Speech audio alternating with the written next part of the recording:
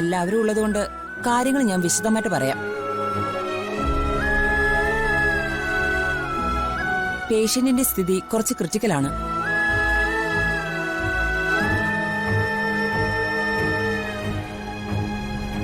എന്ന് പറഞ്ഞ കുത്തേറ്റ് അയാളുടെ കിഡ്നി രണ്ടും ഡാമേജ് ആണ്.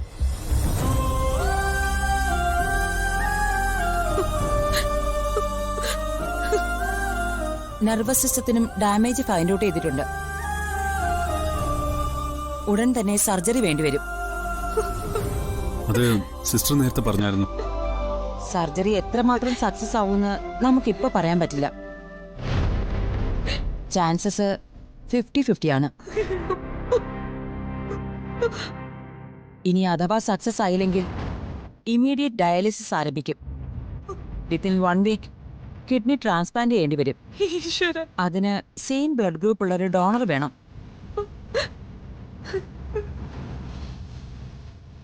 എന്തായാലും ഈ കൺസെന്റ് ഒപ്പിട്ട് കൊടുത്തേക്ക്. ഇതാ